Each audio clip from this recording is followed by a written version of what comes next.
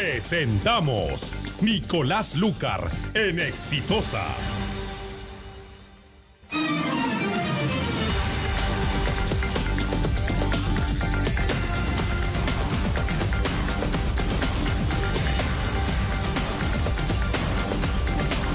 Muy buenos días, son las 10:14 de la mañana, estamos en Radio Exitosa 95.5 de la FM en Lima, estamos en 65 ciudades a lo largo y ancho del territorio nacional.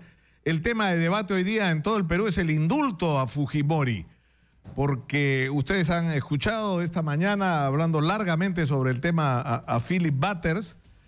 Hay diferentes rumores sobre lo que se viene, pero está claro que se viene, que es como el terremoto, sabemos cuándo va a ser, pero no sabemos que va a ser, pero no sabemos exactamente cuándo. Ahora, una versión era que la cobertura iba a ser lo del Papa, ¿no es cierto? Que venía así, digamos, iluminado por el Papa, entonces Pedro Pablo Kuczynski decidía dar el indulto, pero lo que nos interesa es la opinión de ustedes, amigos oyentes, porque eso es un tema que evidentemente genera una enorme controversia. Y esto se ha manifestado de una manera clara en la última elección, ¿no es cierto? O sea, el país es un país... La pregunta es... ¿de qué tamaño es la división, no es cierto? O sea, las encuestas dicen que la mayoría de la gente está a favor del indulto. El tema es que la gente que está en contra es la gente más organizada y más militante. Entonces, si se produce el indulto a Fujimori, lo más probable es que tengamos manifestaciones en las calles y protestas y un movimiento muy activo en contra. Por eso nuestra pregunta el día de hoy es, ¿merece o no merece el indulto a Alberto Fujimori? Sus respuestas nos las pueden dar en el Facebook, en Exitosa Noticias y también en el Twitter, en @ExitosaPE. El hashtag hoy día, ¿qué dice Jorge? El hashtag sigue siendo indulto. Indulto, que es ya tendencia en este momento en las redes sociales. Y vamos a hablar de un tema que debería ser una de nuestras prioridades cotidianas, que es el avance de la investigación Lavajato. Está con nosotros Jaime Salinas, que fue regidor de la Municipalidad de Lima. Es actualmente. Actualmente regidor de la Municipalidad de Lima. Y lo que queremos saber es cómo es esta historia que ha aparecido alrededor. Porque acá hay dos temas, ¿no? Está por un lado Giselle Segarra, que ayer fue interrogada y queda en la Comisión Lavajato y que va a terminar con una inevitable presentación de Luis Castañeda Locio, ¿no es cierto? Pero por el otro lado, esta información que ha aparecido y que podría involucrar a alguien muy cercano a Susana Villarán, ¿no es cierto? Que es el señor Gabriel Prado, aunque lo que dice el texto es Gabriel Parado, pero es demasiada coincidencia, ¿no? Parado Ramos y asociado a un tema de la Municipalidad de Lima, o sea, no puede ser más que Gabriel Prado. Él ha salido a decir que no sabe de qué hablan, bueno, eso dicen todos, ¿no?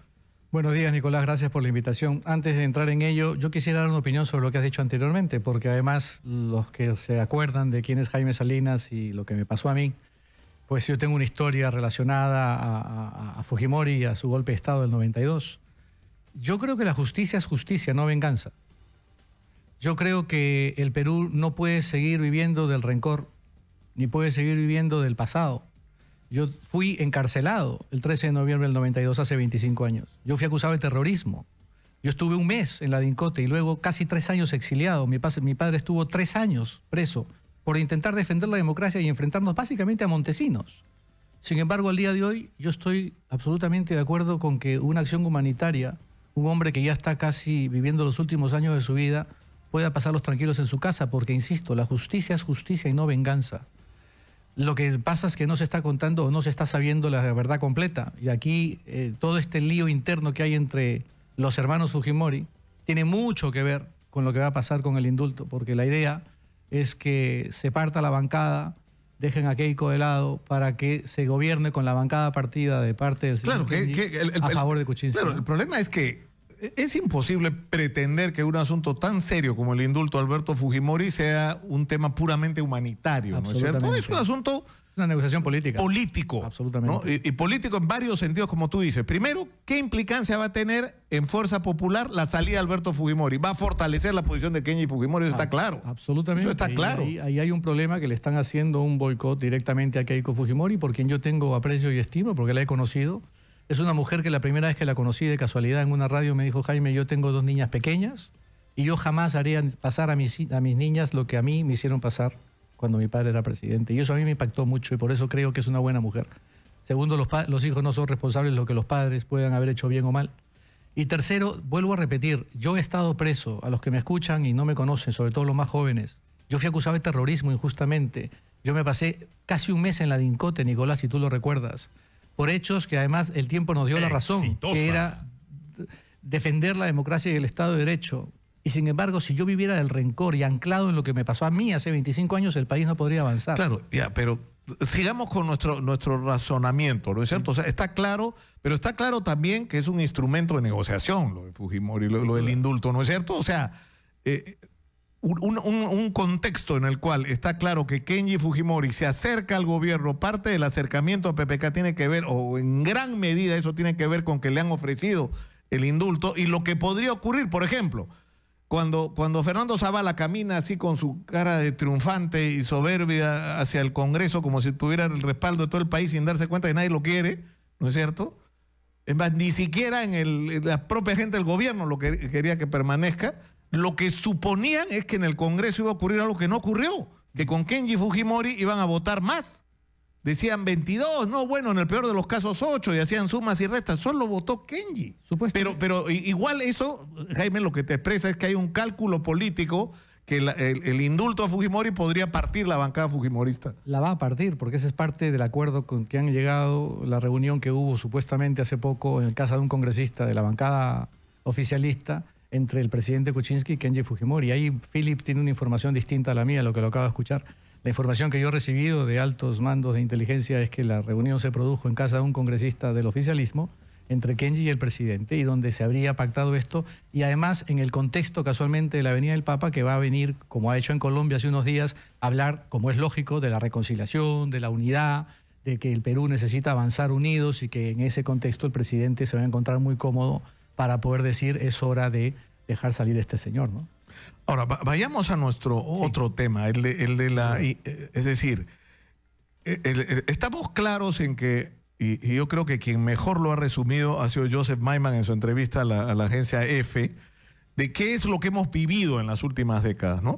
Y lo que él dice es que esto era un cartel, o sea, acá había una organización, una asociación ilícita para delinquir, como se llama últimamente en el Perú, es decir, gente que tenía todo un sistema perfecto montado donde estaban involucradas constructoras brasileñas, constructoras peruanas, políticos cuando eran candidatos, cuando eran gobernantes e incluso cuando ya salían del gobierno, medios de comunicación. Había toda una red montada para que este sistema de corrupción funcione. Y esto ha ocurrido también en la Municipalidad de Lima. Sin duda. ¿No? Sin duda.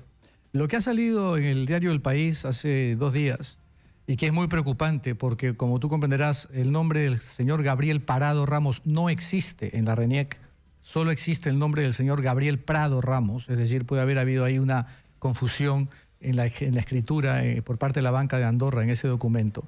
Es grave porque ¿quién es Gabriel Prado Ramos? Yo lo quiero recordar porque yo, como tú mencionabas, yo efectivamente fui regidor en la gestión anterior y en esta gestión sigo siendo regidor. El señor Gabriel Prado Ramos es, para comenzar, el hijo del señor Alfredo Prado. Alfredo Prado fue en ese momento el presidente del Parque de las Leyendas y el asesor principal de la señora Villarán, porque son amigos de familia desde la época que los Villarán Piqueras o los Piqueras Villarán vivían en Ayacucho. El señor Gabriel Prado Ramos es, por lo tanto, ahijado de la señora Villarán y su hombre de confianza. Cuando se forma Fuerza Social, el señor Gabriel Prado era el aparato, digamos, central, el secretario principal de Fuerza Social, y ella lo lleva a trabajar de su mano.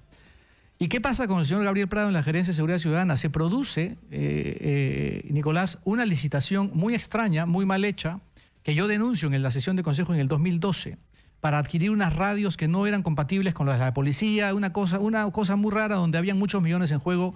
La denuncio y se arma tal revuelo que la licitación tuvo que ser anulada. Es la única y primera vez que una licitación con una buena pro otorgada se cancela y que el beneficiario no reclama. Ergo, había mucho pan por rebanar ahí. Mejor dejarlo ahí a seguir removiendo. Que el escándalo respire. Eso generó que a fin de mes, a fin del ejercicio, eso fue en octubre, por ahí, y en diciembre cambiaron al señor Gabriel Prado y entró un nuevo gerente de Seguridad Ciudadana.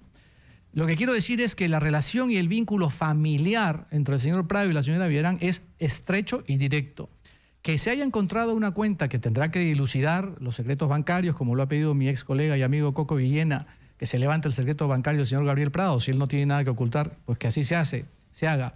Los depósitos en la banca de Andorra tienen que ver en qué fechas, ya sea con los contratos de lo que ellos llamaron Parque Rímac, la ampliación de 10 años de los peajes de 30 a 40 años, que significó varios miles de millones adicionales en recaudación para los brasileros, tienen que ver con el paso del señor Alfredo Prado, padre de Gabriel Prado, por la municipalidad. Yo anoche en la sesión de consejo hice la denuncia e hice el pedido de información, porque los concejales tenemos derecho a obtener información de cada cosa que se ha sucedido en esta y en las anteriores gestiones.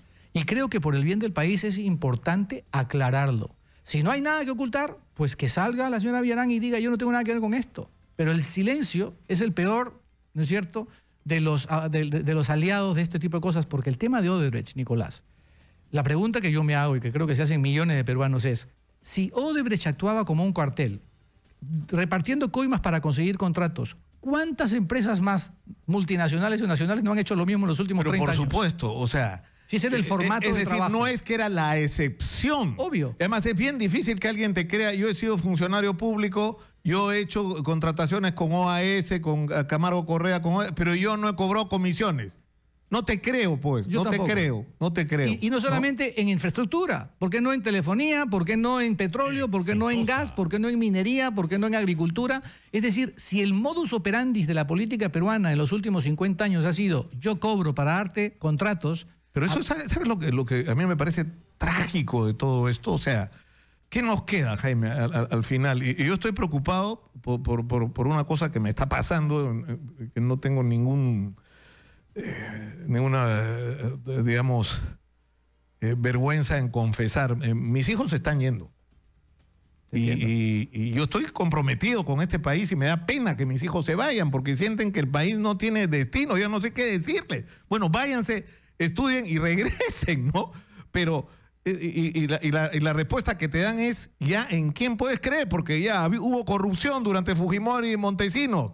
O sea, mis hijos son los que han votado, escúchame, en contra de Fujimori. Mis sobrinos están en las marchas, ¿está bien? Del Noaqueico y todos se han identificado con ese sentimiento juvenil de rebelión, de justiciero y anticorrupción. Y de repente sus ídolos, digamos, los que supuestamente habían venido a corregir la cosa, son iguales o peores que los otros. Dímelo a mí. O sea, cambiamos una corrupción por otra. Es que el problema está no solamente en la credibilidad de los líderes políticos, sino en el error nosotros como electores de creer promesas que en el final no se cumplen o en campañas que al final lo que se compran son los votos. Mira, yo me dedico ahora desde hace 2 años y medio, Nicolás, a presidir la Comisión de Relaciones Internacionales y Cooperación de la Municipalidad, comisión que no existía antes, que por iniciativa propia convencí al alcalde y al Consejo Metropolitano porque creo que Lima tiene que salir al mundo y traer el mundo a Lima, y Lima tiene que una presencia. 10 millones de habitantes que vivimos acá, necesitamos intercambiar experiencias con ciudades potentes como ahora lo hacemos con Moscú, con París, con Shanghái, con Ciudad de México, con Madrid y muchas otras, que por cierto, mis sentidas condolencias al pueblo mexicano, que ya lo dije antes en Twitter, porque de esa forma podemos aprender a resolver muchos de nuestros problemas. También quiero hacer la aclaración para los escépticos y los que quieran comenzar a atacar en las redes sociales. Esto no le cuesta un sol a Lima. Castañeda, que además tiene sus prioridades, no le ha aplicado un sol de presupuesto al proceso de internacionalización de Lima que yo vengo impulsando hace 2 años y medio con bastantes resultados. Y ahora te puedo contar un par de ellos si tenemos tiempo. Pero lo importante es que cuando yo salgo, y estoy permanentemente viajando, promoviendo la ciudad de Lima para traer inversión, para traer turismo, para traer cultura, para traer experiencias a resolver nuestros problemas, me encuentro con gente que me pregunta, oye, tú tienes a varios presidentes presos, y yo les contesto, y otros en cola por entrar, porque no son los únicos los que están, sino los que se vienen también, porque lo de Odebrecht, lo de Lavajato, lo de OAS, trae una cola enorme, y lo que todavía no se sabe. Entonces, ¿cuál es la respuesta, Nicolás? Hombre, que primero reflexionemos como ciudadanos en la clase política que queremos tener. Segundo, que confiemos en las personas que tienen una trayectoria en la que se puede confiar. Exitosa. Porque todos podemos prometer, ojos vemos, corazones no sabemos, pero no todos tenemos la misma trayectoria de conducta, no todos tenemos la misma trayectoria de vida. Hay algunos que se venden más rápido y hay algunos que no se venden. Claro, y tercero, hay que transparentar la acción política del funcionario en ejercicio, exigirle mayores cuentas. Claro, el tema es que estamos atrapados ahora porque yo creo que una necesidad nacional es que se sepa la verdad completa. Absolutamente. Y que todos los que metieron la mano vayan donde tienen que ir, que es a la cárcel. Yo tengo la ¿no? impresión... Entonces, el problema es que uno siente que esto no avanza a la velocidad que debería avanzar, porque, por ejemplo, a raíz de esta información del diario El País, lo lógico es que inmediatamente preguntes, a ver, quiero saber qué es esto, ¿no es cierto? El Ministerio Público, así como han pedido, a mí me parece bien lo de Keiko, ¿no? Alguna gente dice que es motivada políticamente. Eso es lo que hay que hacer. Tú tienes una información donde dicen que Keiko recibió medio millón o lo iban a aumentar, inmediatamente preguntas. Inmediatamente, no deja pasar un día. Eso es lo que hay que hacer, pero en todos los casos. Y no se preguntan ustedes, los periodistas, porque yo me lo pregunto, ¿por qué la información solo tiene que venir de Brasil? ¿Por qué no podemos nosotros obtener nuestra propia información? ¿Por qué viene a cuentagotas y además filtrada por grupos digamos, de prensa que tienen ciertas orientaciones de uno tipo u otro tipo ideológico? ¿Por qué solamente se ataca a unos y no se ataca a otros, o se investiga a unos o no se investiga a otros? En este tema de lo que ha salido en el diario El País, se ha puesto mucho énfasis en el nombre del señor Atala. Atala por su vinculación con Alan García. Y nadie menciona al señor Prado. Y el señor Prado es tanto más responsable. A mí, yo no sé si recibió uno y el otro 1 millón, pero si recibiste 1, medio o 1 millón es lo mismo. Corrupción es corrupción y no tiene monto.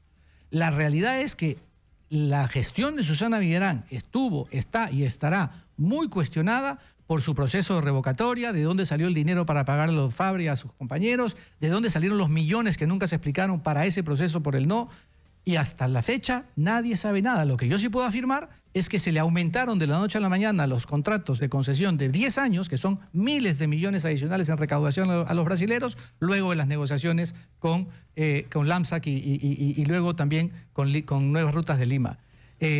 Evidentemente las comisiones y las coimas no se pagan a los protagonistas, para eso están los testaferros. Pero un testaferro no puede ser cualquiera, son la gente de tu familia, de o la gente mayor confianza. tu mayor confianza. Entonces, que haya aparecido Reston Holdings en la banca de Andorra. Reston se llama, Reston, ¿no? La empresa. Holdings, con la banca de Andorra, con este dinero a un señor Gabriel Parado Ramos, que en el Perú no existe, pero sí existe Gabriel Prado, exige de la señora Susana Villarán una respuesta inmediata y de las autoridades en levantar el secreto bancario del señor Prado. Yo creo que está clarísimo. Jaime Salinas, regidor de la Municipalidad de Lima, ha estado con nosotros. Muchas gracias, Jaime. Y mantengamos el contacto. Yo creo que hay que hablar de lo que le espera a la ciudad de Lima, de las cosas que hay que hacer. Hay montones de temas sobre los que deberíamos... Yo he encantado, Nicolás, y te agradezco la invitación. Y solo para terminar, decirte, nosotros casualmente trabajando, y para que tú me preguntabas, ¿qué hacemos? Mira, un grupo de gente, de vecinos, yo siempre he sido un independiente. Hace 3 años nos organizamos y formamos un partido que ya está inscrito, que se llama Frente Metropolitano. Te lo digo en primicia, nadie lo sabe, primera vez que lo anuncio. El 15, Frente Metropolitano. El 15 de diciembre del 2015 se inscribió en el Jurado Nacional de Elecciones un movimiento regional que se llama Frente Metropolitano. Es un movimiento regional que aspira a tener presencia en las elecciones municipales. Y van a ir a las elecciones municipales en Lima. Del 2018. Y ahora estamos con todo este cuestionamiento de que la nueva ley que está proponiendo la Comisión de Constitución, si va a cambiar o no va a cambiar. Bueno, las leyes no son retroactivas para un comienzo. Claro. Y segundo, nosotros queremos tener una propuesta distinta, moderna, que traiga de nuevo las experiencias de otras ciudades y países del mundo a Lima y sacar a Lima al mundo para beneficiarnos todos y elevar la calidad de vida. Vengo de Medellín. Si tú conoces Medellín, el sistema de transporte integrado de Medellín de primera generación es igual que el de Berlín o igual que el de Copenhague. ¿Por qué no podemos tener eso en Lima? Jaime Salinas, ahora sí, del Frente Metropolitano, ha estado con nosotros. Gracias, vamos a la pausa, regresamos con Jorge del Castillo para hablar del señor Atala y por supuesto de la situación política, de todo lo que haya que hablar. Don Pésimo, acá el hombre positivo. A mí dice que yo soy Don Pésimo, él es el hombre positivo. Confirmado, dice. Regresamos con Jorge del Castillo. Nicolás Lucar, en Exitosa.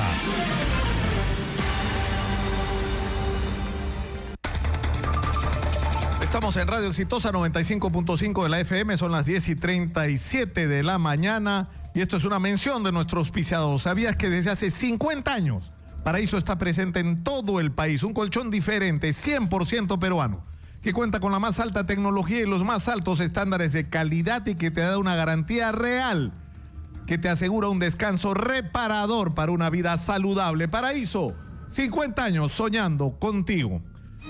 Está con nosotros en los estudios de Exitosa don Jorge del Castillo. Bienvenido, Jorge. ¿Cómo está? Muchas gracias por la entrevista. Acá estamos optimistas con respecto al futuro del país, pese a todo. Veo que está cambiando. Está bueno. No, yo siempre he sido optimista, ¿ah? Pese a todo.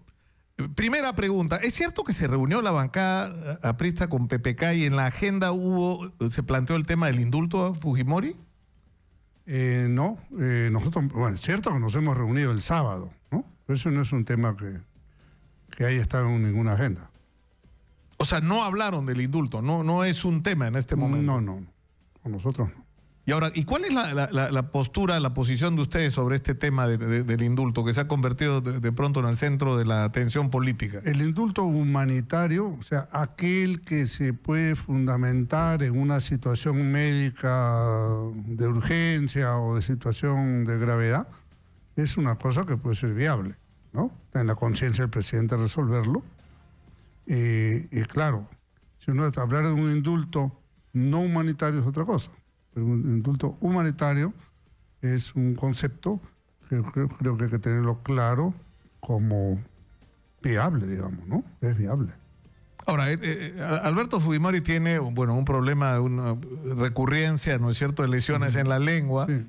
¿no? Cancerígenas, pero no terminales. Tiene un problema de hipertensión, tiene ahora una fibrilación auricular que normalmente se resuelve con un marcapasos o con una medicación, tiene un problema de coagulación. Todo eso ahora con la ciencia moderna se puede tener bajo control. O sea, tienes que estar vigilante, digamos, de tu estado de salud y no exponerte a riesgo. Pero eso no le va a impedir, si le dan el indulto humanitario, seguir haciendo política. O sea, yo no me imagino a Alberto Fujimori no haciendo política, así sea desde su casa. Desde el momento que uno está libre, tiene derecho a opinar libremente también. El hecho de un indulto tampoco implica que usted no hable, ¿no es cierto? Sería contra su derecho, contra el derecho de cualquier ciudadano. Entonces, si puede hablar desde la cárcel, ¿cómo no va a poder hablar libre?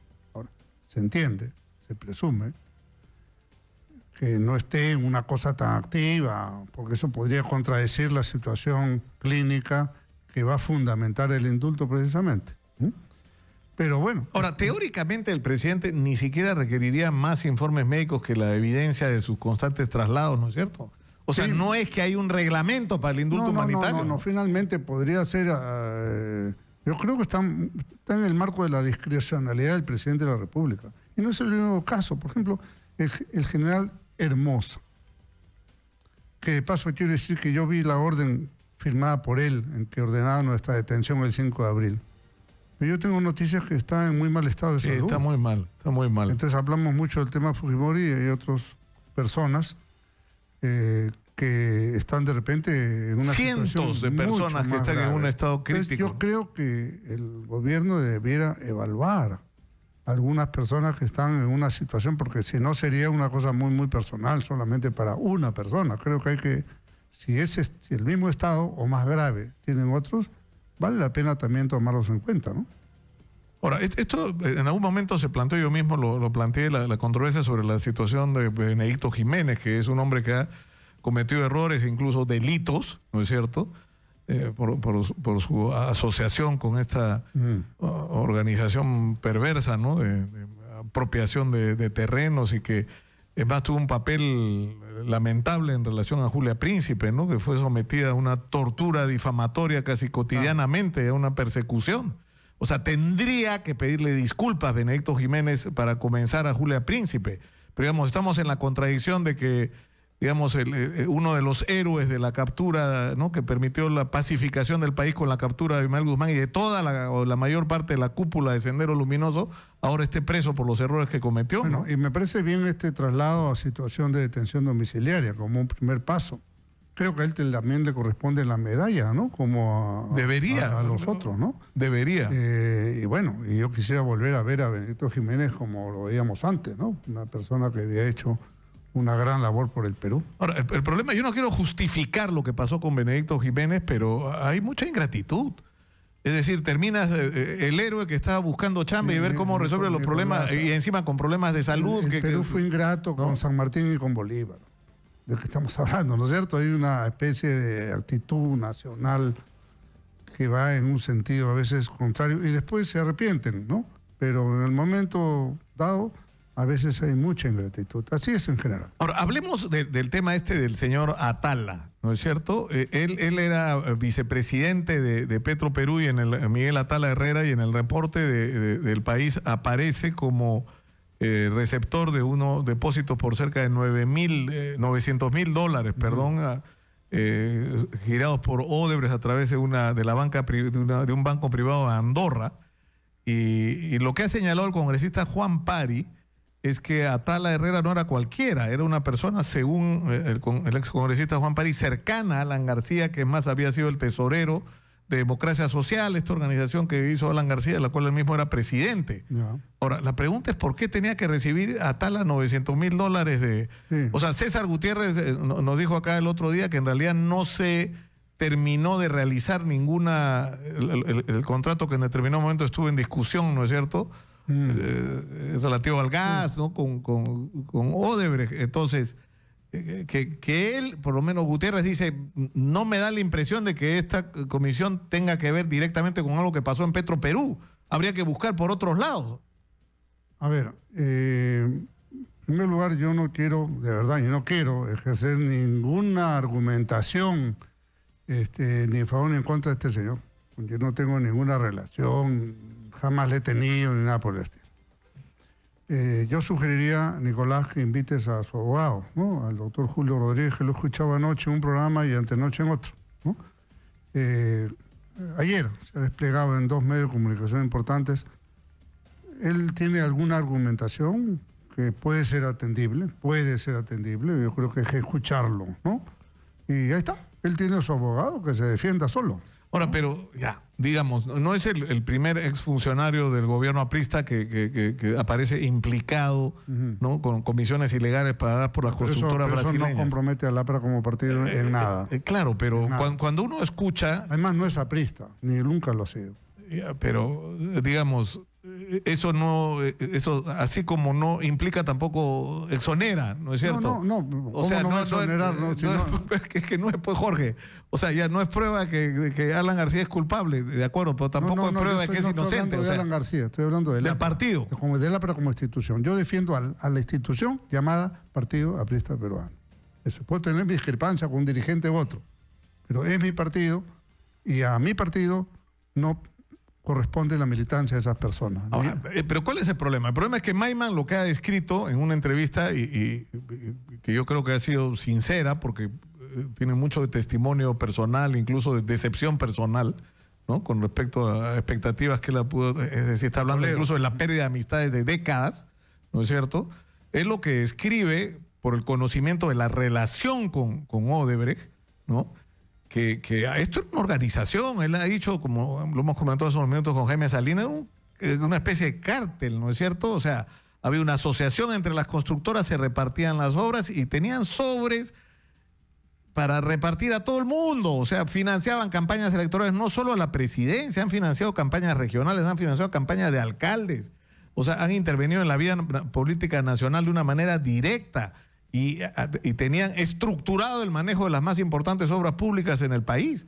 Y para eso era imposible, pues, no tener una asociación con los partidos. De esa manera era como funcionaba acá y en todos lados. Podría tenerla con las personas, no necesariamente con los partidos, que es distinto.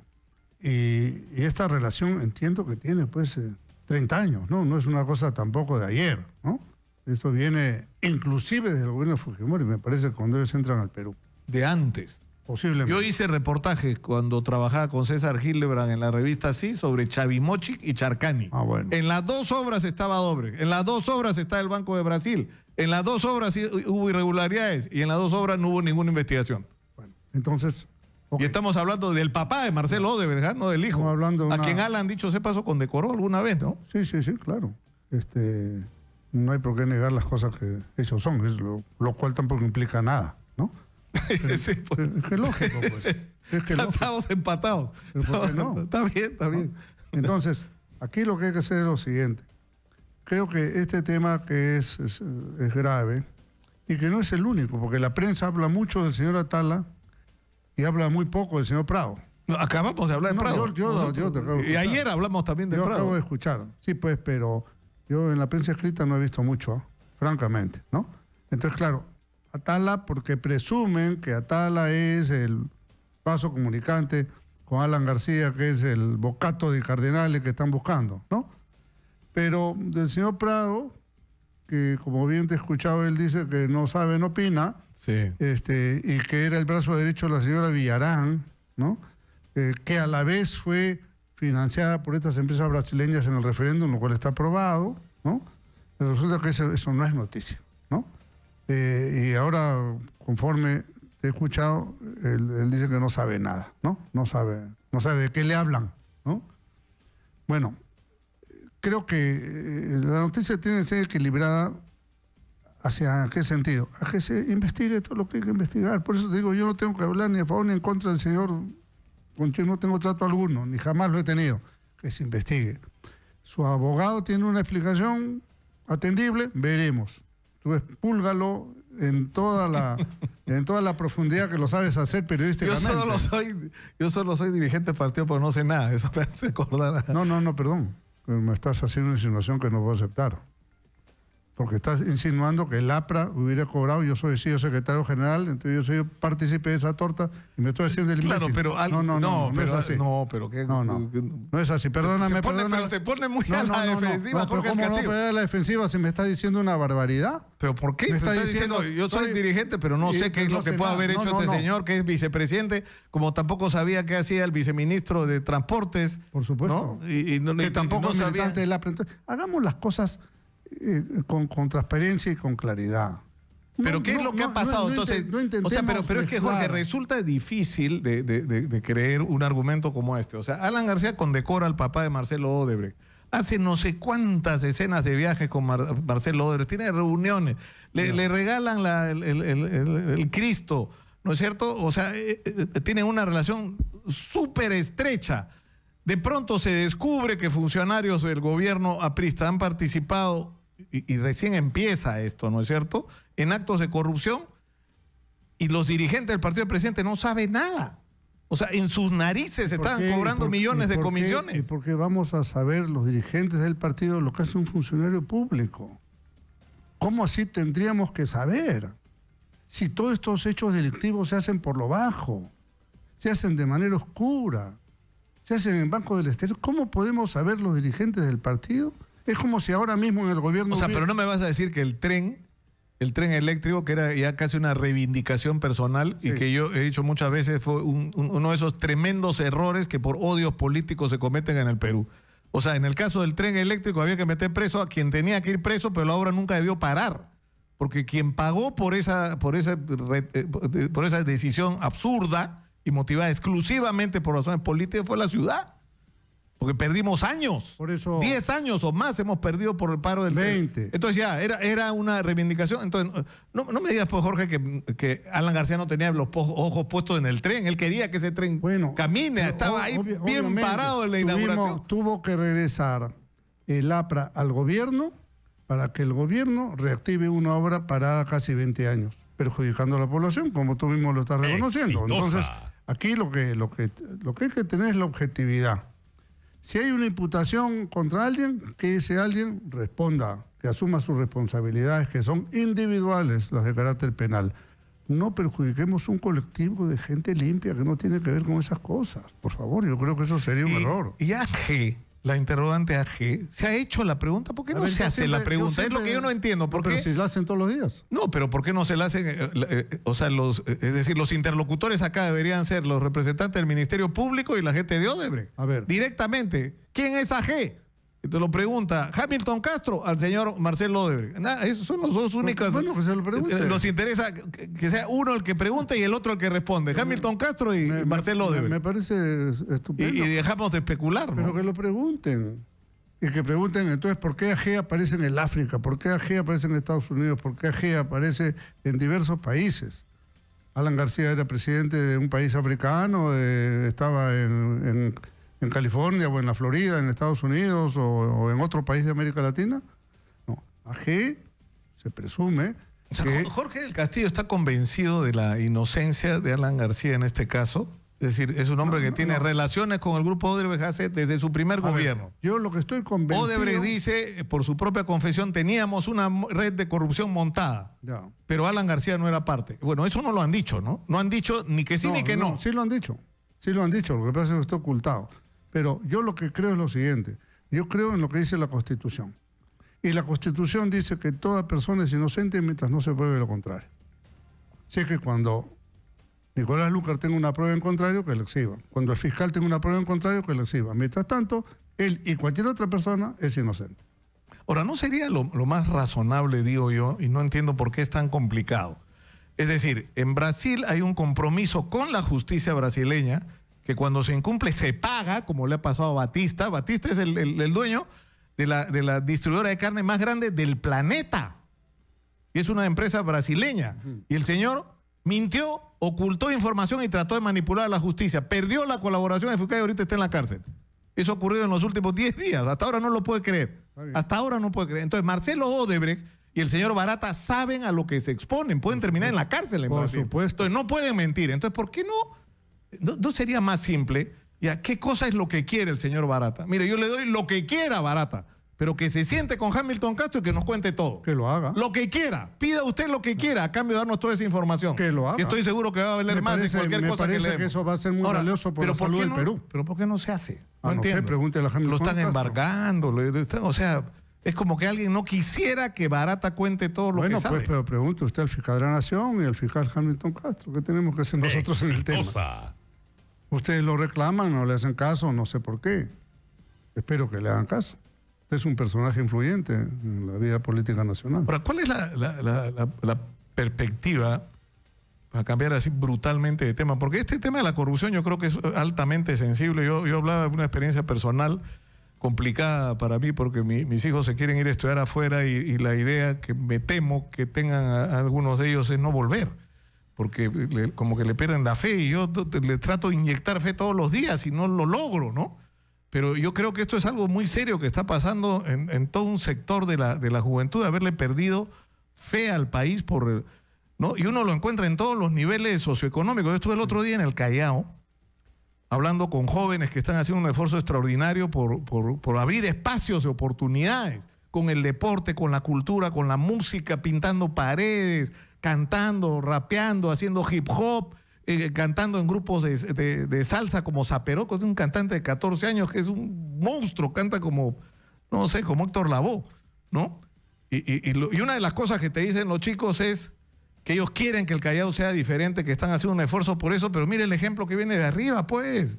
O sea, nos piden que los chicos seamos honestos y los políticos roban. Sí, pero también hay que poner los ejemplos buenos, porque no todos los ejemplos son malos. No todos son malos.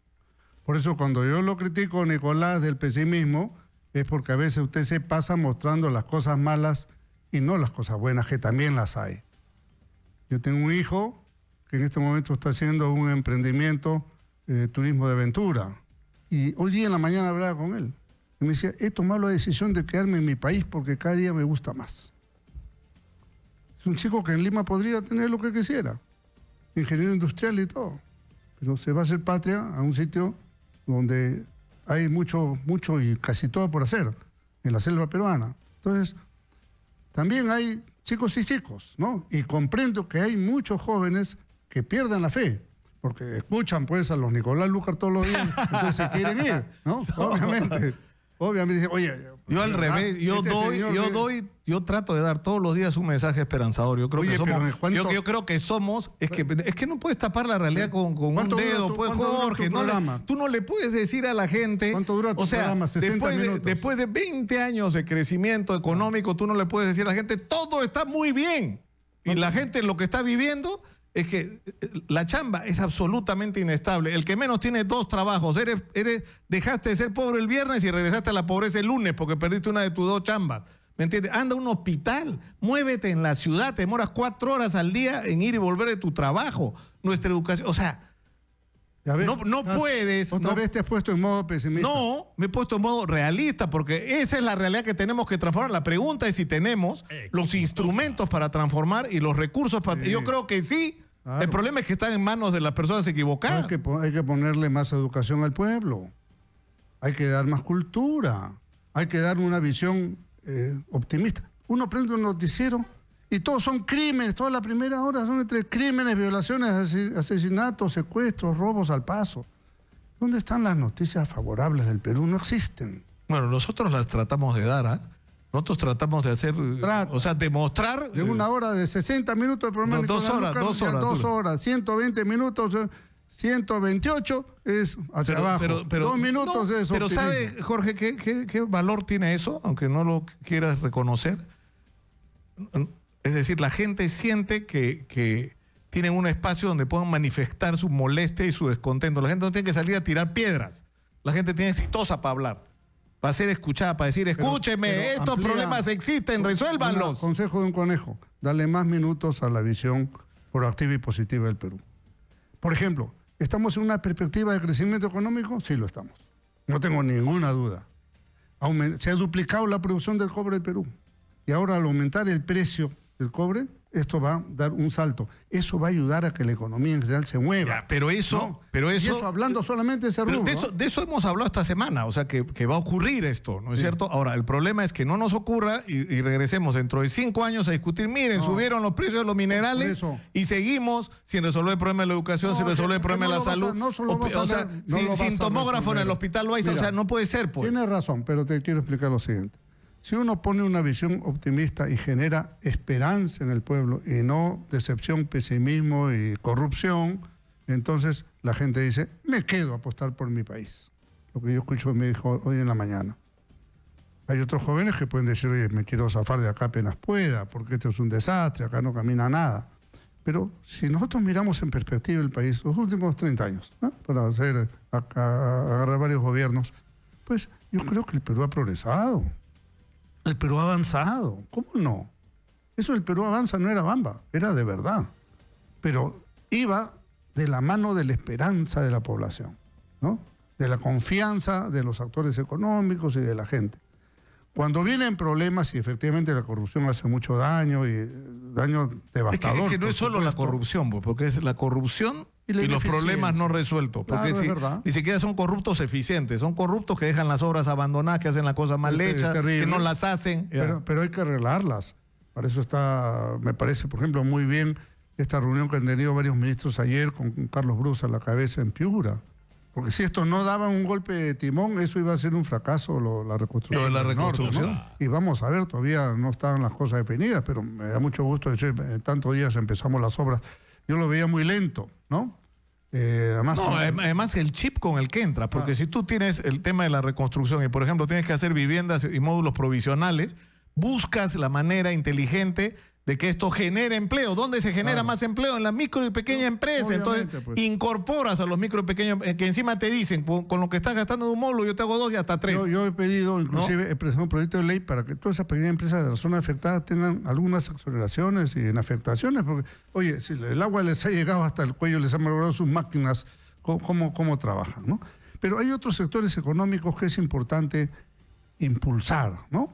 Por ejemplo, estamos trabajando un reajuste de pensiones para la gente de la 19.990. Yo creo que es importantísimo. Las viudas reciben pensiones de muerte por abajo de la pensión mínima. Entonces, son cosas que el gobierno puede hacer y que le devuelven un poco de esperanza a la gente, ¿no? Creo que eso es interesante. Mañana yo estoy... Pero el tema, ¿sabes cuál es el tema de fondo, creo yo? Es decir, la sintonía. O sea, yo creo que no es aceptable una respuesta como la que dio Carlos Basombrío en un momento, esto es lo que hay, para darle a los maestros, ¿no? O sea, que con sus 2.000 soles de noviembre dense por bien pagados. No, pues eso no es una respuesta. Porque eso es una vergüenza, que le estemos pagando 2.000 soles de sueldo base a los maestros. Eso es una vergüenza. Entonces, los políticos tienen la obligación de encontrar una solución. Bueno, ahí ya se ha propuesto. O sea, si vamos a tener otra vez, como parece, en los próximos meses, va a empezar otro boom minero que no sabemos cuánto va a durar, ¿no es cierto? Y ahí van a haber recursos. ¿Por qué no usamos esos recursos para resolver el problema de la educación? Por eso, por ejemplo, y asignamos un porcentaje de todo de lo que entre minería para arreglar en un plazo récord en el mundo, no sé, en 10 años darle vuelta a la educación peruana. Por eso en la negociación que hicimos con los profesores y el Ministerio de Educación, se acordó al 2021 una UIT, que es 4.000 y pico soles. Entonces ya es el doble de lo de ahora. Es interesante y el costo de vida no va a ser el doble, ¿no? Entonces ahí hay una proyección ya marcada. Y con la que estoy completamente de acuerdo. Y será con la OIT de ese momento, no la de ahora, ¿no? Que será pues 4.500, yo qué sé. Ahora, una pregunta última. ¿Van a ir ustedes a las elecciones municipales y regionales? No lo sé, eso está en manos de otras personas. Yo no estoy al tanto de ese punto. Yo estoy muy constreñido. Fíjate, hemos hecho una cosa bien interesante. Les quiero explicar esto. Yo formé un consejo consultivo con gente del APRA y de fuera del APRA, para que me ayuden como vocero, portavoz de la bancada aprista a hacer mi trabajo de mejor calidad.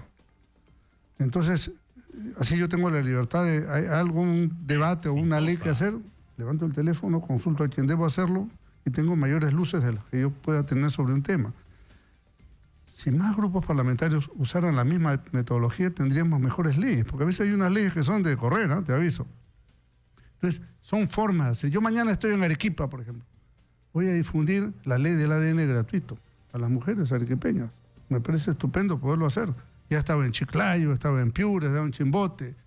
El próximo fin de semana me voy a Chiclayo, entonces el subsiguiente. Entonces, es una forma no solamente de aprobar la ley que está en el peruano y nadie se entera, sino de difundirla entre la población interesada, el ADN gratuito, que es una ley de la célula parlamentaria aprista. Entonces, bueno, estamos trabajando en ese sentido, ¿no? Así que, bueno, ¿qué más te voy a decir? Que estamos muy comprometidos con el Perú, como siempre, y espero que en las siguientes elecciones municipales, donde entiendo que por lo menos hasta ahora no va a haber reelección, ¿no?, podamos ir a un proceso de renovación política interesante en todo el Perú. Bueno, vamos a hablar en otra oportunidad. Muchas gracias a Jorge del Castillo por estar con nosotros a todo momento. de la situación del APRA. Estaba leyendo el antiimperialismo del APRA otra vez y tratando de revisar textos y los programas. Está muy interesante las cosas que he descubierto, pero eso lo vamos a hablar en otro momento. Así es. Muchas gracias. Leer el programa mínimo del APRA, que es muy importante. También. ¿Ah? Aunque a mí me gusta más el antiimperialismo del APRA. ¿Ah? Bueno, son dos cosas distintas, complementarias. Muchas gracias a Jorge del Castillo por estar con nosotros y nos vamos a reencontrar. Cada 15 días reencontrémonos. Pues. Estupendo. ¿Ya? Estupendo. Yo creo que así inyectamos un poco de optimismo acá. Eso, más minutos de optimismo. De 120, que suba de 2 a 4. La nota positiva, hermanón. Una progresión geométrica. Listo. Muchas gracias. Lucas es buena gente en el fondo. Sí, en el fondo de la piscina, en el fondo del mar. Vamos a un simulacro de sismo en este momento, hay que tomárnoslo en serio. ¿Eh? Adelante, por favor. Sofía Gallegos.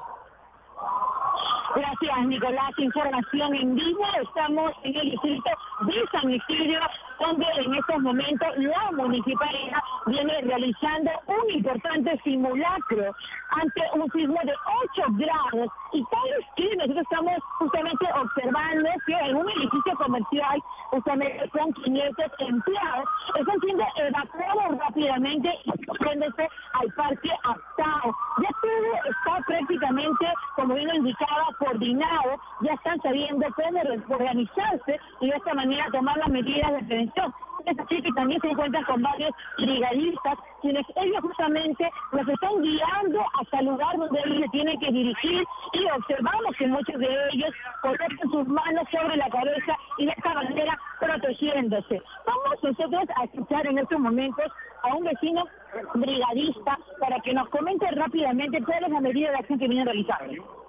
Estamos preparados para cualquier tipo de sismo, pero y preparados, digamos, ahora estamos capacitando con este tipo de simulacros y dándole el énfasis, digamos, de que cómo deben protegerse. ¿Cómo es la evacuación que debe realizar? Se viene consultando cómo es el plan de evacuación. También en un momento, ¿no? Prácticamente tienen que salir con las manos cubiertas sobre la cabeza, o si tienen una tablilla especial que les pueda cubrir para que no caiga cualquier cosa que les pueda dañar la vida. Sí, Nicolás, vamos a hablar ahora con Gabriela Zúñiga, ella es gerente de Seguridad Ciudadana del municipio de San Isidro, para que nos comente un poco sobre estas medidas que se vienen tomando ante un sismo de 8 grados. Dando muchas veces hasta 20 simulacros de manera diaria, porque las personas están bastante conmocionadas con los últimos acontecimientos que hemos tenido, sobre todo el sismo de México. Entonces, nos están solicitando mucho la participación en el tema de seguridad. Queremos saber cuántos edificios comerciales y vivienda cuenta el edificio San Isidro y cuántas horas de recursos también ustedes están habilitados ante un desastre natural. Tenemos más de 1000 zonas y tenemos 74 zonas de refugio de primer nivel, ¿no? Tenemos 5 de segundo nivel y 2 de tercer nivel. El primer nivel es el lugar donde vas inmediatamente luego de ocurrido el sismo, como es. Exacto. El de segundo nivel es donde necesitas pernoctar por unos días. Entonces, son básicamente algunos colegios que han sido ya verificados y revisados por este fin. Y el nivel 3 es cuando necesitas tener un lugar para que la gente pernocte entre 15 y 30 días. Sí, muchísimas gracias a Gabriela Zúñiga, gerente de Seguridad Ciudadana de la Municipalidad de San Isidro. Tal como lo venía comentando Nicolás, diariamente se vienen realizando simulacros ante un sismo que se podría registrar en nuestro país y más aún como epicentro nuestra capital, recordando que es uno de los distritos con más edificios comerciales y de viviendas. Informa Sofía Gallegos, Exitosa Noticias. Muchas gracias, Sofía. Hay que tomarse en serio esto de los simulacros. Yo creo que es más, voy a proponer acá una iniciativa para que en la radio todos los días demos instrucciones así bien prácticas sobre cómo actuar ante cada situación de emergencia, hacerlo de una manera regular y persistente, ¿no? Yo creo que es la única manera, el repetirnos y repetirnos las cosas que tenemos que hacer para estar preparados para la eventualidad de un sismo de alta intensidad. Es una obligación con la que tenemos que estar comprometidos. Vamos a ir a la pausa, vamos a regresar con Jenny Vilcatoma, que tiene una gravísima denuncia que hacer con respecto a una decisión del Tribunal Constitucional, y también vamos a hablar de lo que está pasando en el BRAEM, donde supuestamente con el cuento de la seguridad nacional y del secreto, hay un serio cuestionamiento de qué manera se están manejando los recursos para la lucha contra el narcotráfico y el terrorismo ahí. Con Jenny Vilcatoma, volvemos tras la pausa.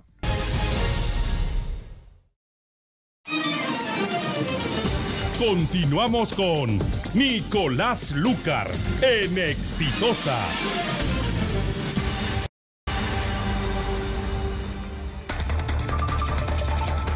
11:18 de la mañana, Radio Exitosa, 95.5 de la FM en Lima, 65 ciudades conectadas a nivel nacional. Y esto es un mensaje de nuestro auspiciador.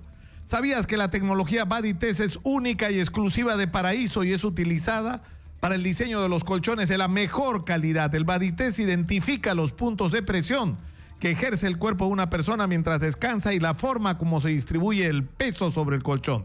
De esta manera está garantizado un mejor descanso para una vida saludable. Paraíso, 50 años, soñando contigo.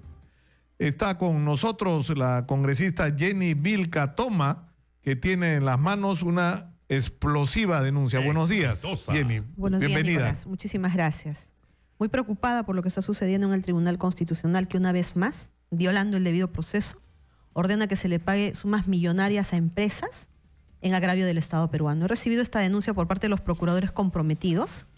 Resulta que la empresa Perú Bar interpone una demanda de amparo en la jurisdicción del Callao, pidiendo que se le devuelva, ¿no?, que la PCM, que mediante un decreto supremo ordena o faculta a la UEFA para cobrar aportes por regulación, ¿no?, mediante esta demanda pretende que la PCM se le devuelva todo el monto pagado en los últimos años por considerarlo arbitrario. En primera instancia, esta demanda en el Callao es declarada improcedente porque no sería la jurisdicción competente para conocer esta demanda. En segunda instancia, esta decisión por incompetencia, por territorialidad, es confirmada. Y es decir, que sí tenía atribución la autoridad que había resuelto para resolver, digamos. En primer término estaban hablando de la competencia territorial para determinar qué juez tenía que ver esta demanda. Entonces, en el Callao, en primera instancia, resuelven que no debe ser en el Callao donde se ventile el trámite de esta demanda. Esta decisión es confirmada en segunda instancia. Es así que la empresa demandante, que es Perú Bar, que es una compañía minera, ¿no es cierto? Que acude al Tribunal Constitucional para pedir se discuta, se analice, ¿no?, que la demanda sea recibida en el Callao. Es decir, que va a discutir la improcedencia por territorialidad. Entonces, el Tribunal Constitucional, lejos de hacer una evaluación para determinar si es o no competente por territorialidad, se va a analizar y resuelve este asunto de fondo y ordena, ¿no?, que se devuelvan 120 millones a favor de la empresa. O sea, ya, esta empresa tiene un reclamo y dice que quiero que me devuelvan 120 millones de dólares y plantea este tema ante la jurisdicción del Callao. En el Callao le dicen, oiga, acá no compete. Nosotros no somos autoridad competente para resolver sobre eso, usted tiene que irse a otro lado, ¿no es cierto? Así es. Me imagino que a Lima, donde está la sede principal de SUNAT, o me imagino a cualquier otro lugar. Esto sube al Tribunal Constitucional para discutirse si es correcto o no es correcto que hayan resuelto el tema de territorialidad. Es decir, lo único que tenía que resolver el Tribunal Constitucional es si el Callao era competente para resolver o no. Y el tribunal lo que resuelve es que le paguen. Es una cuestión de forma. Claro. Que el tribunal no, que además digamos, incluso detengamos ahí un momento, incluso es discutible si eso es legítimo llevarlo hasta el Tribunal Constitucional. Pero lo llevaron. Entonces, el tribunal únicamente puede resolver de fondo en estas circunstancias de manera excepcional, cuando ya se va a dar la irreparabilidad del daño, que por el transcurso del tiempo tendría que darse así, lo cual no se da en este caso. Recibe el proceso. Mira lo más grave, Nicolás, no notifica a los procuradores del Ministerio de Ambiente, del Ministerio de Energía y Minas y del MEF, que es principalmente la que va a tener que devolver este monto de 120 millones. Tanto es así, Nicolás, que llevan a cabo la vista de la causa sin haber notificado a los procuradores y sin la presencia de varios de ellos. Otros, porque se fueron enterando de manera extraoficial, acudieron, ¿no? Pero en todo caso, después que se ve la vista de la causa, se lleva a cabo la vista de la causa, después de que votan, estos procuradores, varios de ellos presentan su apersonamiento y sus alegatos. Y mira lo que dice el Tribunal Constitucional en un decreto del 22 de junio del 2017. Dice, ¿no? Tal como se advierte de autos, el recurso de apelación formulado por Perubar contra el auto que rechazó la demanda fue notificado al Ministerio de Energía y Minas el 23 de septiembre, al Ministerio de Medio Ambiente el 1 de septiembre, conforme a lo estipulado en el segundo párrafo del artículo 47 del Código Procesal Constitucional. Empero, con fecha posterior a la realización de la audiencia convocada y a la votación realizada. Es decir, que todos estos procuradores se apersonan en forma posterior a la vista de la causa y a la votación. O sea, que ya no hay nada que hacer. Ambas entidades, dice, se han apersonado e incorporado alegaciones tendientes a la desestimación de la demanda. A continuación, en cumplimiento de lo acordado por el Pleno del Tribunal Constitucional el 20 de junio del 2017, se resuelve tener por apersonado al MINAM, es decir, ya resolví, ya voté y recién tengo por apersonado al procurador del MINAM y del Ministerio de Energía y Minas. En tal sentido, dice, concederles de manera excepcional un plazo de 5 días hábiles para que, de estimar lo pertinente, revisen los actuados y, de ser el caso, agreguen lo que consideren pertinente para defender sus intereses, sin que ello suponga la realización de una nueva audiencia, Nicolás. Realizo la audiencia, voto sin haberles puesto en conocimiento, se apersonan. O sea, mira qué irregular, o sea, no ha sido, del debido proceso esto total. No ha sido una negligencia por parte de los procuradores ni los representantes de los intereses del Estado, sino simplemente no los notificaron. No los notificaron, o en buena cuenta llevan a cabo la audiencia y la votación sin que ellos se hayan apersonado pese a que los notificaron. Entonces, tú verificas las notificaciones si llegaron correctamente, si se han hecho válidamente, pero ellos llevan a cabo sin que estén presentes. Y no estamos hablando pues de abogados que no existen, son los procuradores de instituciones tan importantes comprometidas en este tema que son prácticamente las instituciones lo que tú dices, Jenny, acá hay varios problemas, ¿no es cierto? El primero es que llega un recurso constitucional al tribunal para discutir un tema sobre si el Callao tenía derecho o no a resolver sobre un tema.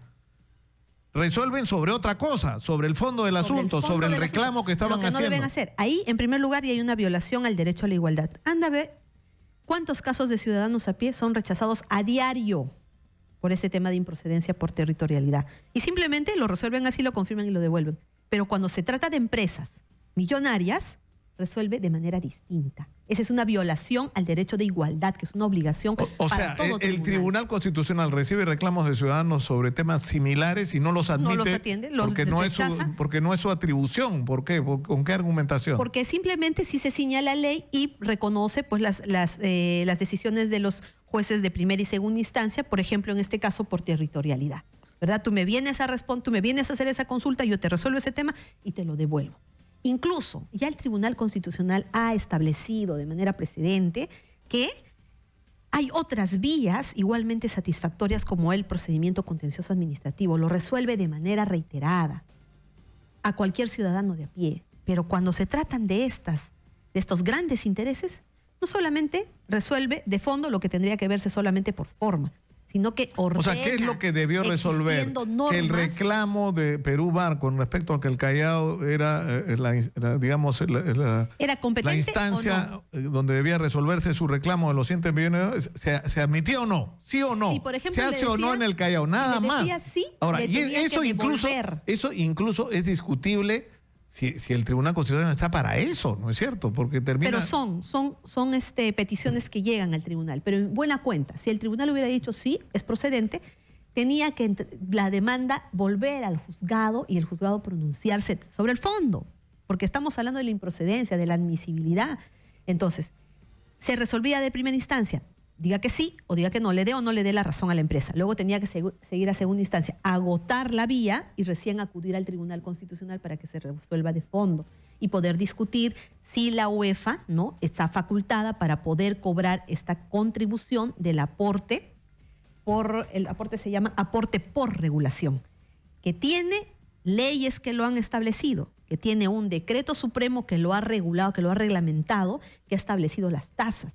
Incluso está invadiendo decisiones de la Corte Suprema porque este conflicto, esta duda que aducen respecto de que la UEFA debe cobrar o no, porque si tiene facultades de organismo regulador o no, pese a que ya existen leyes que lo han establecido claramente y un decreto supremo que establece ya el procedimiento, mediante una acción popular ha sido cuestionado. Y el órgano competente, que son la Sala Constitucional y Social Permanente de la Corte Suprema, ya se ha pronunciado, ya ha resuelto que ese cobro es válido, es legal.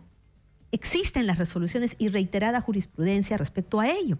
Sin embargo, sin observar la ley, sin observar el reglamento, el decreto supremo, sin observar la decisión de la acción popular que ha resuelto la Corte Suprema, yendo más allá de sus funciones, se va a resolver el fondo del asunto y ordena el problema que le devuelva 120 millones. ¿Y quién es el que se perjudica? El Estado peruano. Pero es la protección del medio ambiente. ¿Y quiénes son los más perjudicados? Pues son los campesinos, los indígenas que no tienen voz para reclamar. Pero todos, absolutamente todos, nos ponemos en riesgo si estas instituciones tienen que devolver dinero que sirve para que protejan el medio ambiente. La pregunta es ¿por qué está pasando esto en el Tribunal Constitucional? Esto se llama corrupción, Nicolás. Si tú ¿tú crees que esto tiene una sola explicación? Un código un código procesal constitucional, tienes leyes, tienes decretos supremos, tienes pronunciamientos de las instancias correspondientes. Se conoce ya un accionar precedente que cuando el tribunal conoce este tipo de decisiones, ¿no?, si se trata de la improcedencia, resuelve lo que corresponde y va más allá y resuelve de fondo, lo mismo que ha sucedido en otros casos anteriormente. Eso tiene un nombre, ¿no es cierto? Es decir, tú tienes una presunción de corrupción cuando el acto que se realiza es absolutamente, digamos, irregular, absolutamente fuera de todo procedimiento normal y de todo procedimiento legal. Así es. Es decir, ¿cuál es el móvil? ¿Cuál es el móvil? O sea, ¿cuál es el precedente en el que se basa? La predictibilidad está ya determinada porque existe un marco legal. Existe también un ámbito para la discrecionalidad, pero tiene un límite, que es el marco legal. Ahora, no puede ir más allá. Y yo quisiera que vayamos a la pausa y regresemos, porque esto es un caso que va a implicar un daño de 120 millones que para el Estado. Seguir cobrando todas las empresas que hayan pagado este aporte por regulación. Claro, pero eso te lleva inmediatamente al caso de Scotiabank y a todos los otros casos. Los pronunciamientos anteriores al Scotiabank. O sea, es increíble. Vamos a hablar de eso tras la pausa. Es gravísimo esto de lo que estamos hablando porque ponen el ojo de la tormenta nada más y nada menos que al Tribunal Constitucional, es decir, que debería ser la instancia suprema para proteger la vigencia de la Constitución y el cumplimiento de las leyes en el Perú. Está bien grave esto. Vamos a la pausa, regresamos con Jenny Vilcatoma. Esto es Radio Exitosa 95.5 de la FM. Continuamos con Nicolás Lúcar en Exitosa.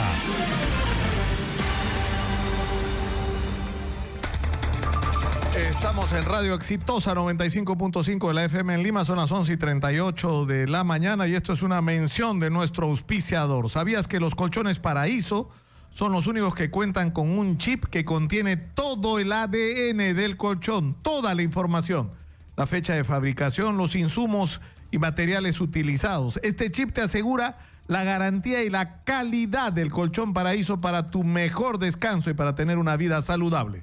Paraíso, 50 años soñando contigo. Estamos con Jenny Vilcatoma, congresista de la República, que tiene una gravísima denuncia que acaba de formular. El Tribunal Constitucional recibe un reclamo de una empresa Perubar, una empresa minera, que había tenido que realizar un pago de 120 millones de soles por compensaciones.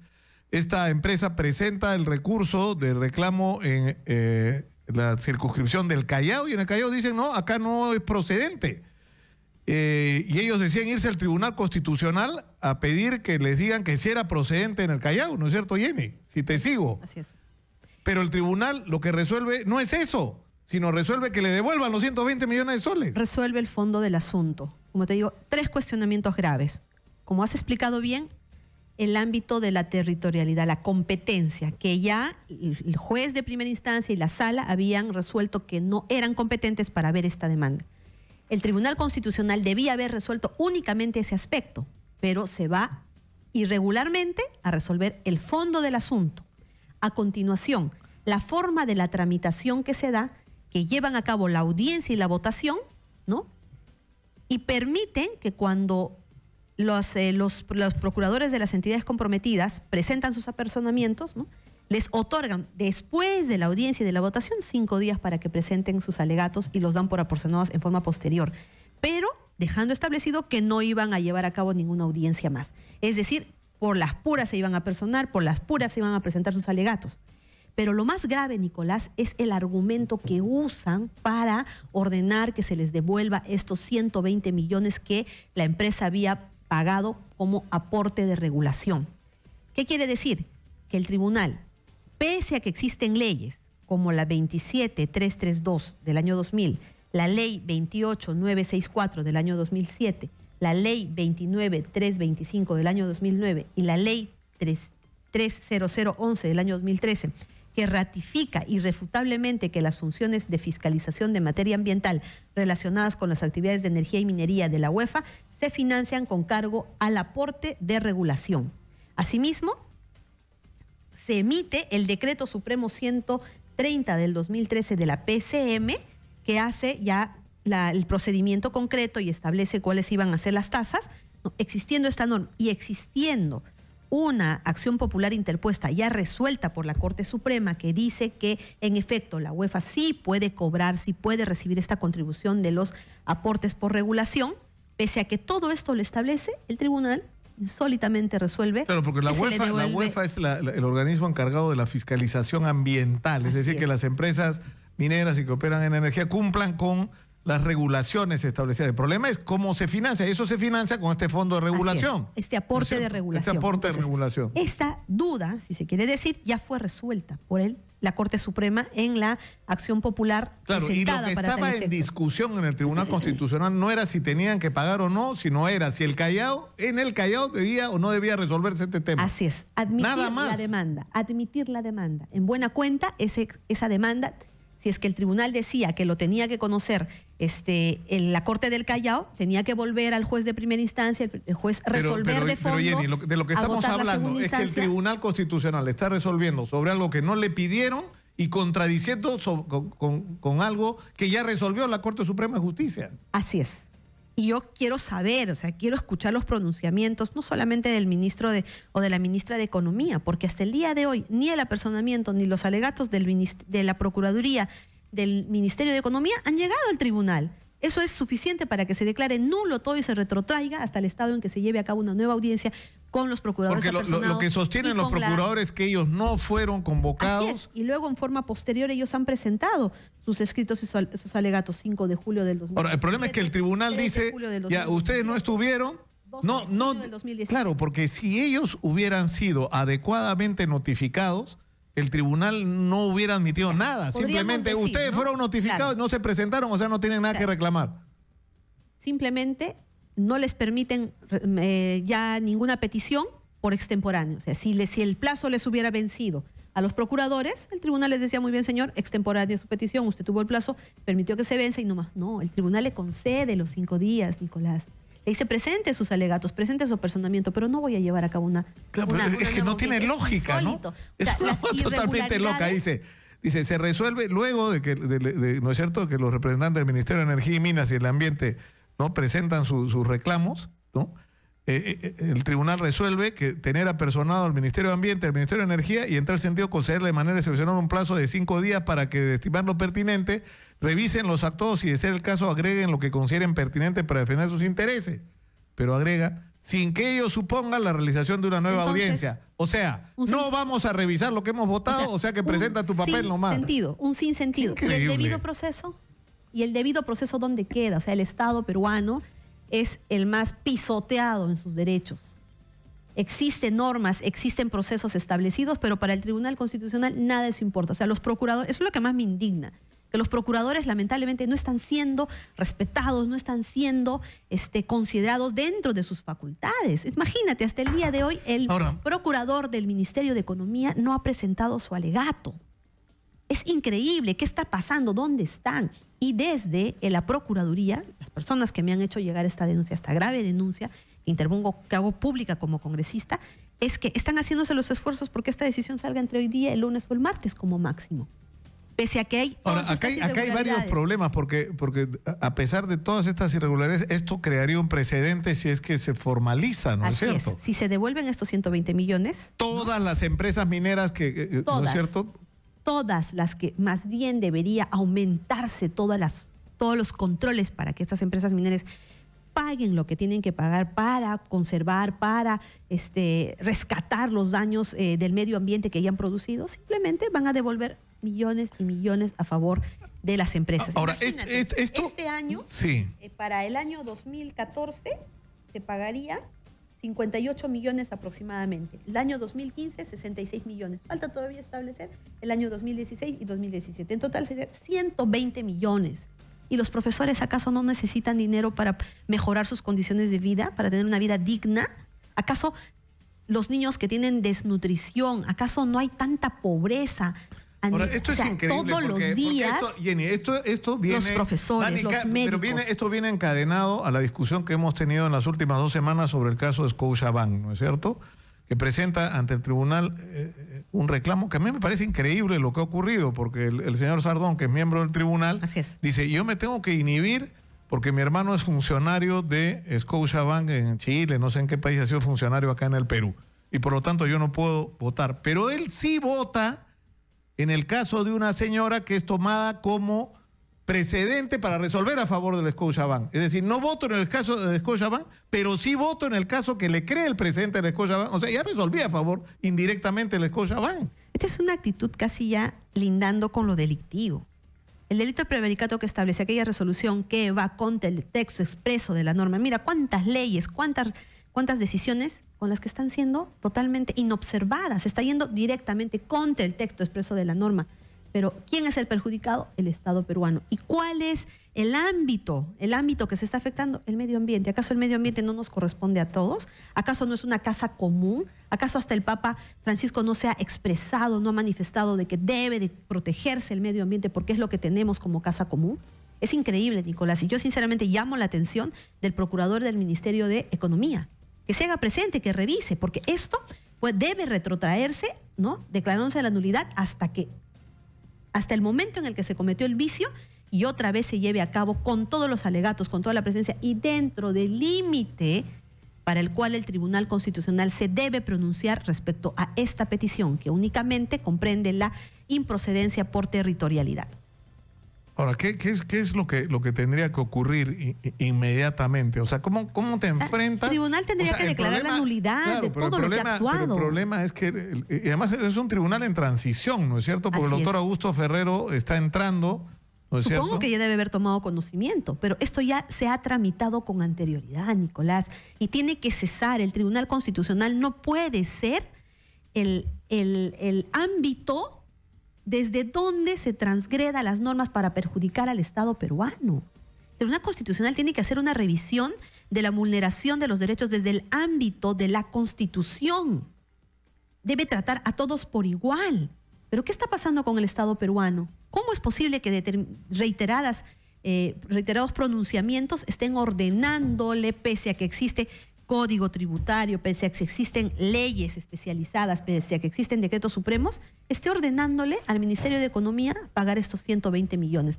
Tú lo has dicho. A continuación viene el caso Scotiabank, que no es menos escandaloso.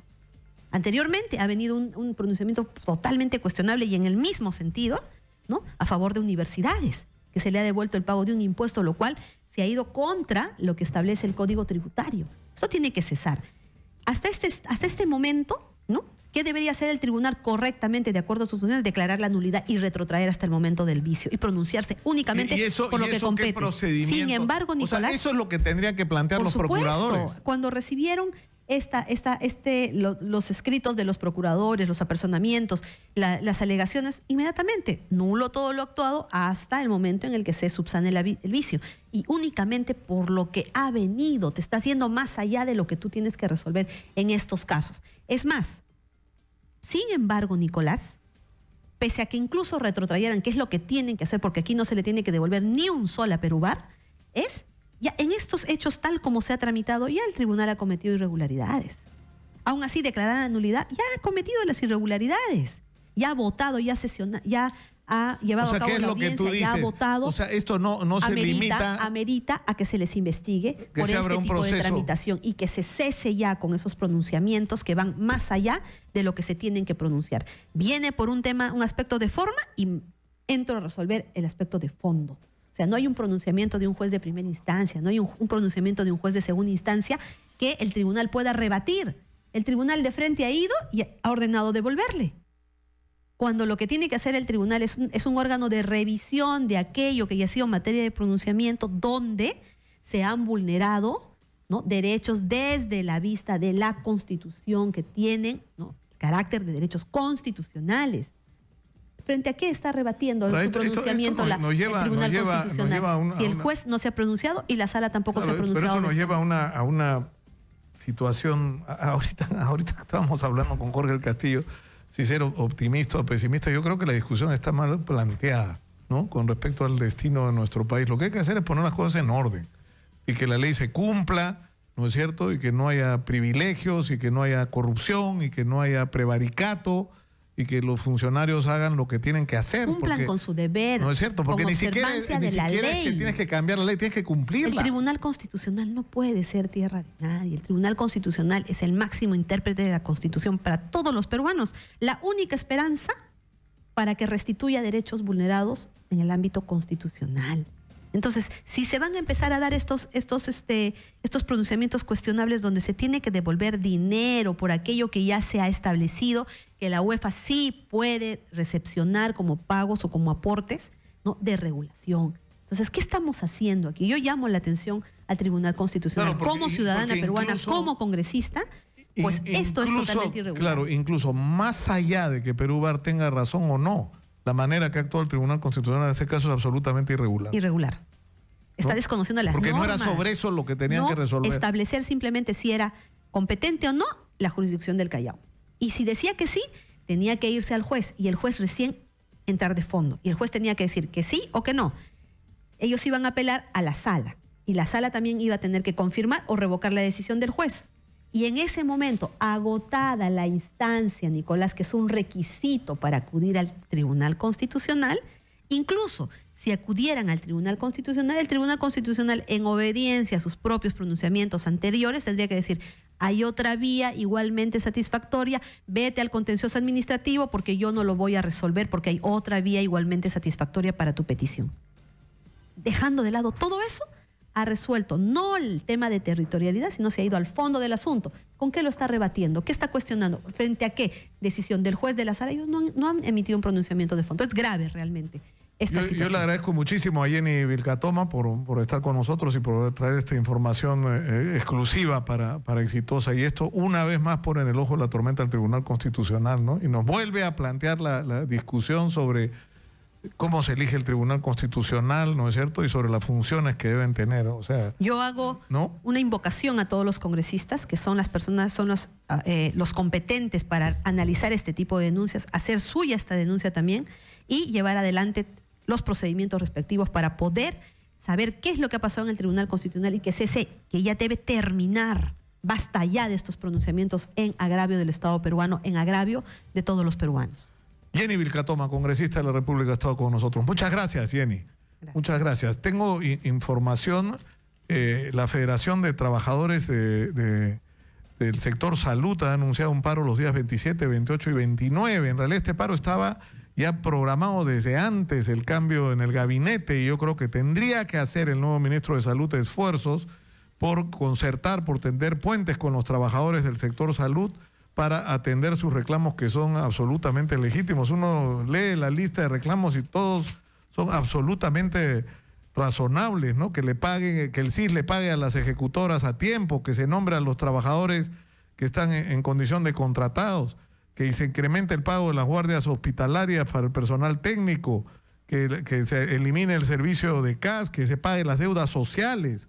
Es decir, todas las cosas que reclaman son absolutamente razonables y lógicas. Y por otro lado recibí un mensaje del profesor Pedro Castillo Terrones, en el sentido de que sería un gesto conveniente de parte del nuevo ministro de Educación postergar esta evaluación de ascensos que ha sido programada, porque evidentemente la situación que se ha vivido en las últimas semanas en el magisterio no ha sido la normal. O sea, los maestros han estado en huelga y no han sido las mejores condiciones para prepararse para este examen de ascensos que es el que viene. Yo creo que esto en realidad no debería ni llegar a los medios de comunicación, ¿no? Debería haber una comunicación directa entre las autoridades del Ministerio de Educación y los dirigentes de los maestros, ¿no? Más allá de la discusión esta que hay sobre la representación y la crisis que hay en la representación sindical en el magisterio.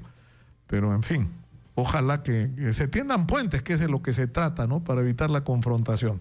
Está con nosotros Jaime Delgado, excongresista y expresidente de la Asociación Peruana de Consumidores, para hablar sobre un tema, el retiro de los... Jaime, buenos días. ¿Cómo estás, Nicolás? ¿Qué tal? El retiro de los jabones antibacteriales. Así es. Mira, desde ASPEC, el año 2007, o sea, hace 10 años, ya veníamos cuestionando esto. Y lo cuestionábamos por el pedido de los médicos o dermatólogos de nuestro país, que decían, oye, ¿pero qué están haciendo las empresas?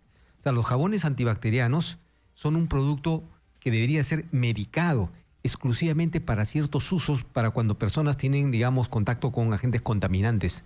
Pero la industria, de bueno esta parte, lo ha convertido en un jabón de tocador. Es decir, quiere que todo el mundo se esté bañando y protegiendo, dice, su salud y la de los niños en particular, bañándolos con jabones antibacterianos todos los días. Porque dice, hay que matar todas las bacterias. Y mira cómo se promocionan los jabones, ¿eh? Te mata el 99.9% de las bacterias.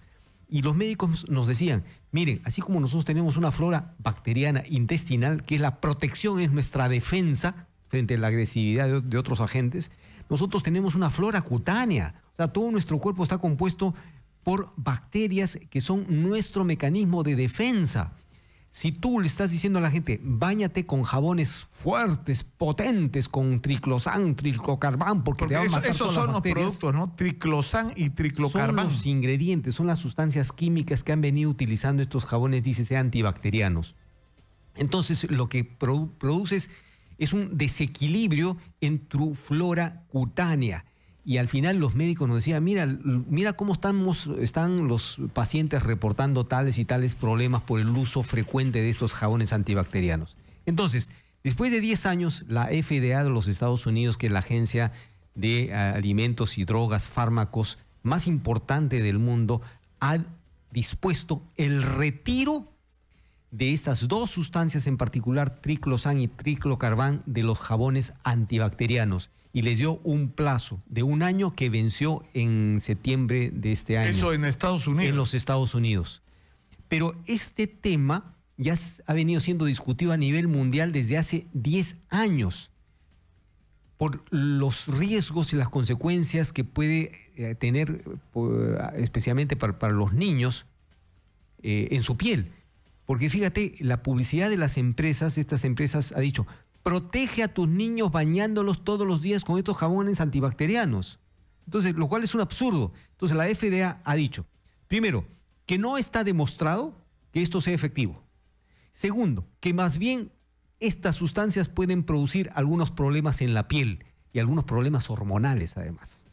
Entonces, frente a esa situación, me retiran el triclosan y el triclocarban. Y aquí en nuestro país, ayer la DGMIT ha dicho que no puede retirarlo porque es parte de un acuerdo, digamos, de la comunidad andina y que les ha dado más bien un plazo de 1 año para que se ajusten a unas nuevas cantidades que sí pueden utilizar. Que son las que están, que dice que en el triclocarban puede ser usado como preservante con una concentración máxima del 0.2%.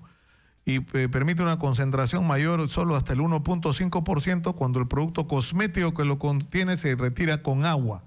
Y en el caso del triclosan puede ser usado como preservante con una concentración máxima del 0.3 para dentífricos, pastillas de jabón, jabones líquidos y geles de ducha, desodorantes, polvos faciales, cremas correctores y productos para limpiar las uñas de manos y pies y con una concentración máxima de 0.2 para enjuague bucal. Nadie sabe, porque yo he estado revisando las etiquetas, nadie sabe qué concentración de triclosan y triclocarban están utilizando 3 marcas particularmente hay que se están vendiendo estos jabones en nuestro país. Nadie sabe. Y dice, 1 año más puedes venderlos libremente al mercado.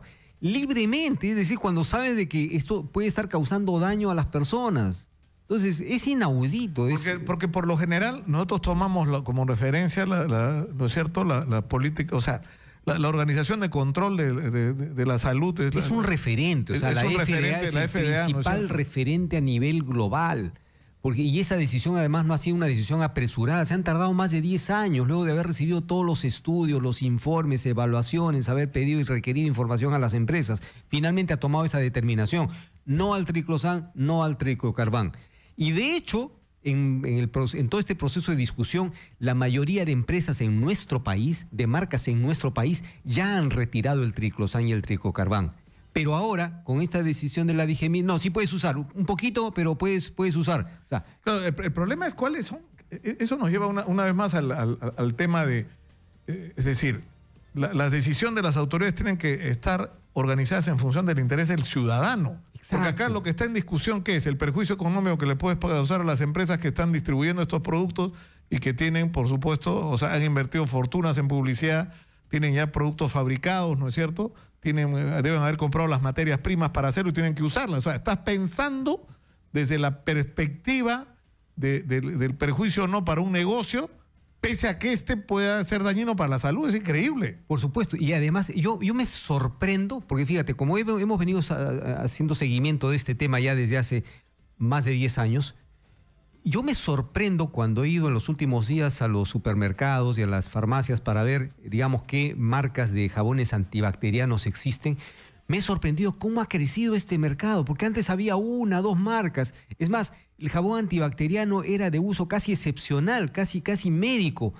Pero claro, cuando el marketing de unas empresas salió diciendo este jabón es mejor que los otros porque te mata las bacterias, entonces todas las demás marcas sacaron su versión de jabones antibacterianos. Cuando los médicos te dicen la mejor forma de bañarse es con agua o con un jabón que sea el más suave posible, porque tu piel es un órgano que va a absorber todas estas sustancias. Y estas sustancias en particular, cuando son extremadamente fuertes, como el triclosan y el triclocarban, obviamente en vez de hacer un beneficio te va a generar un perjuicio, porque además te genera un desequilibrio en tu flora cutánea. Si fuera cierto en todo caso, porque no han logrado demostrar de que mata realmente las bacterias, pero si fuera cierto que mata las bacterias... ¿Qué habría que hacer, Jaime?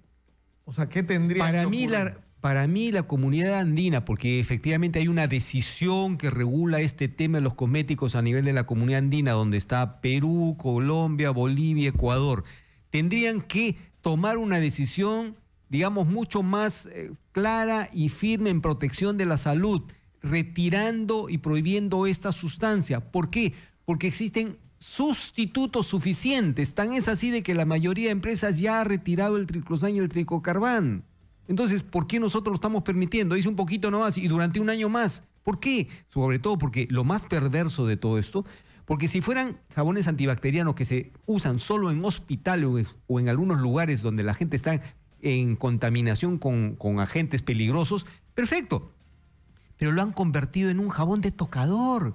Yo aquí entrando a la radio nomás he conversado con varias personas que me acompañaron y todos usaban jabón antibacteriano para bañarse, dice, porque sentían que estaban protegiendo más su piel. Falso. Jaime Delgado ha estado con nosotros. Muchas gracias, Jaime. Gracias, Nicolás. Yo creo que está clarísimo el mensaje. Terminamos por el día de hoy.